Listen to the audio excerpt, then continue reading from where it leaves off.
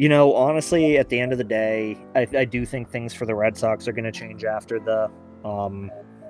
this goes through. I do. Do you, in which direction? I think the whole reason why they're not spending is because they are anticipating that. So, say there's a salary cap, right? An actual cap. We're not talking tax anymore. You are talking a cap, and you have until the end of that season to get under that cap.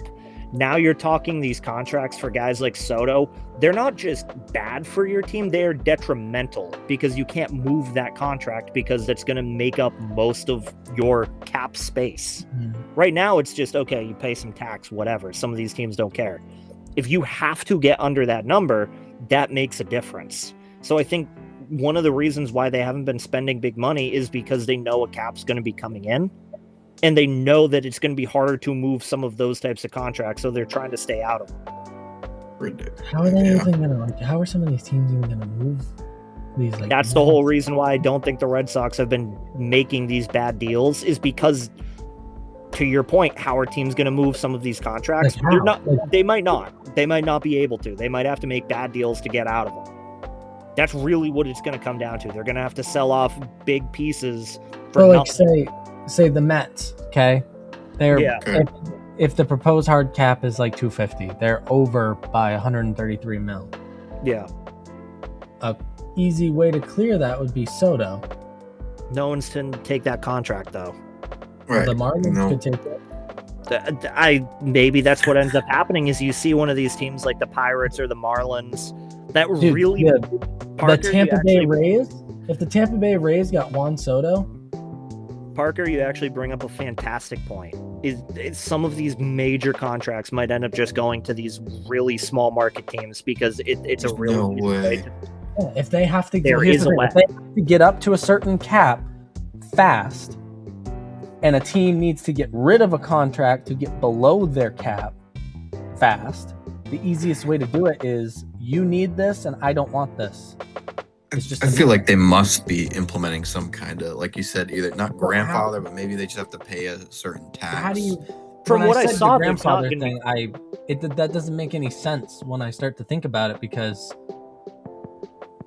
are you just not allowed to sign anyone else, or are you grandfathered into a certain number that you're at until this player leaves? Then once this player leaves or you trade him, then it resets to a certain. It's going to be chaotic. It's going to be chaotic. Jake, in the first proposal that the MLB came out with, it was you had to be in that gap before. I think it was either before or by the end of 2027. So there's no grandfathering in. There was a time frame that you had to do it. So Parker, I think you are probably spot on where some of these teams like Tatis would go to the Marlins, Soto would go to the Rays. The Padres were not that far off. They were, if it's this, their 260 was their payroll. So maybe not that, but maybe the maybe Soto, Mookie goes to the Rockies. Yep. Those type, some. Yeah, it sounds crazy, but honestly, that might be the world we live in. It might be what happens, which is a little crazy. That's genuinely why I don't think that's why I think the Red Sox haven't, because I'm still going off of the fact I think John Henry has been plotting about this for the last half decade, and now it kind of comes to fruition that it's maybe that was the smart move, because if you see some of these guys, are the Cubs going to be able to keep Bregman? Are the Padres going to be able to keep Tatis? Are the Mets going to be able to keep either Bichette or take your pick of any of those guys that they've signed to big money deals? It's going to be tough for them. They have to offload them, probably for peanuts, because they're just they have to get under. What I'm wondering is if there's going to be allowed to do something what they do in the NFL, where they just restructure contracts and all the money that gets taken off just gets put as a signing bonus instead. Yeah. And so you're still getting paid. It's just you get paid that lump sum. Oh and God. Some of those guys are going to get a lot of money. Soto's going to be a $50 million signing bonus every year. Well, so that's what might end up happening is teams might be able to manipulate it by, and I like that idea.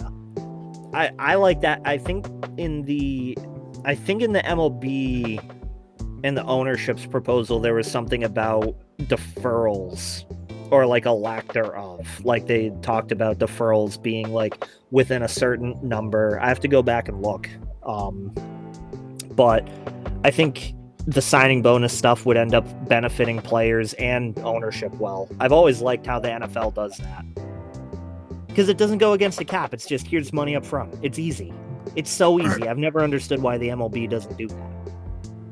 It makes all the sense in the world. And I think it's either what Parker said or this signing bonus thing. Those are the only two options for some of these teams.